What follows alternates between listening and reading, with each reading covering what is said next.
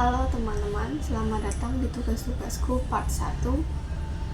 Tempatku mengumpulkan semua tugas di semester ini.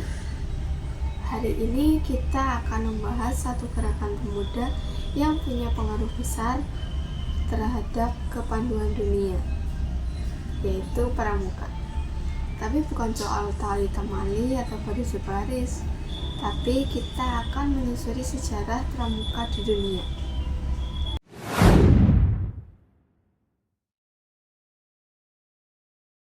Semuanya bermula dari pria asal Inggris bernama Robert Baden-Powell, yaitu seorang tentara angkatan darat Inggris yang bertugas di seluruh penjuru dunia, termasuk Afrika Selatan. Pada tahun 1899, dalam peristiwa yang dikenal sebagai pengepungan Mafeking selama Perang Boer, Baden-Powell melihat potensi pemuda-pemuda lokal. Mereka bukan tentara, tapi mereka mampu membuat logistik, komunikasi, dan pengintaian. Lalu, dari sinilah Baden-Powell berpikir, bagaimana ya kalau pemuda-pemuda tersebut dibekali kemampuan kepanduan sejak dini? Setelah perang usai, ia menulis buku panduan berjudul Aids to Scouting yang ditujukan untuk para militer. Namun, ternyata malah ramai di kalangan guru dan remaja. Akhirnya, ia memutuskan untuk menyesuaikan bukunya menjadi buku berjudul Scouting for Boys yang kita kenal sekarang. Setelah perang usai, ia menulis buku panduan berjudul Aids Scouting yang awalnya untuk militer.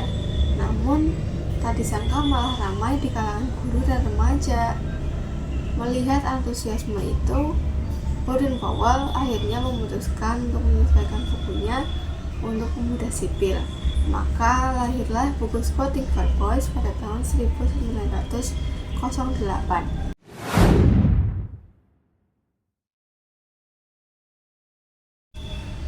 Pada tahun 1967, sebagai eksperimen, Baden-Powell mengadakan perkemahan pertama di Pulau Bronsey, Inggris. Ia mengundang 20 anak laki-laki dari berbagai latar belakang sosial untuk berkemah selama 8 hari. Di sana mereka belajar tentang bertahan hidup di alam, mendaki, membuat api unggun, membaca jejak, dan yang paling penting yaitu kerjasama. Eksperimen ini sukses besar dan dianggap sebagai awal mula gerakan pramuka dunia. Setelah itu, gerakan pramuka kepanduan menyebar cepat ke seluruh Inggris, lalu menjalar ke negara-negara lain seperti Kanada, Australia, India, bahkan Amerika Serikat.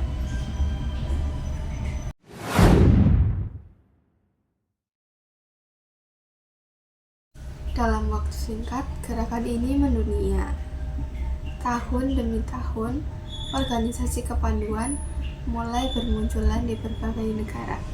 Tahun 1920, diadakan Jambore Dunia Pramuka pertama di Olimpiade, London.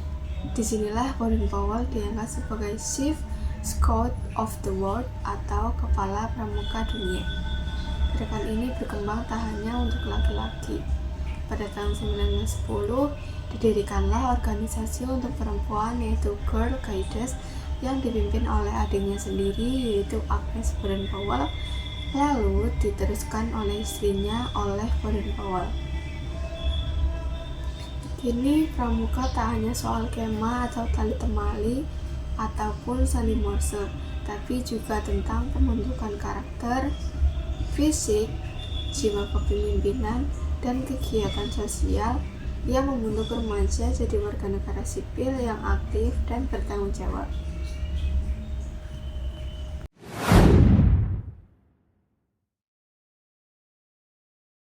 Lalu apa sih yang membuat pramuka bertahan lebih dari 100 tahun sampai sekarang? Jawabannya ada pada nilai-nilai dasar pramuka, yaitu menolong sesama, cinta alam dan tanah air, disiplin, bertanggung jawab, dan jujur dalam kehidupan. Pramuka bukan sekedar kegiatan ekstrakurikuler, ia adalah gerakan pendidikan non-formal yang membentuk karakter, fisik, mental, dan spiritual para anggotanya.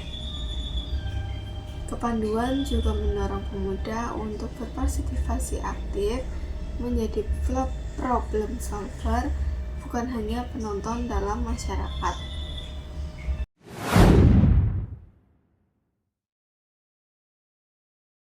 Saat ini, pramuka global dikenal dengan nama WOSM atau World of Scouting Movement dengan lebih dari 170 negara dan lebih dari 50 juta anggota aktif di seluruh dunia. Gerakan ini tetap hidup, berkembang, dan terus relevan. Di zaman digital seperti sekarang, pramuka juga beradaptasi menggunakan teknologi untuk belajar dan berkontribusi. Jadi, buat kamu yang pernah ikut pramuka, entah itu cuma tali temali atau baris berbaris, ataupun naik gunung, maka kamu adalah bagian dari sejarah besar gerakan pramuka dunia. Dan untuk yang belum pernah, mungkin ini saatnya kamu mengenal lebih jauh tentang sejarah pramuka. Siapa tahu kamu bisa menemukan semangat petualang dan kepemimpinan dalam dirimu sendiri. Itu dia cerita kita tentang sejarah pramuka dunia.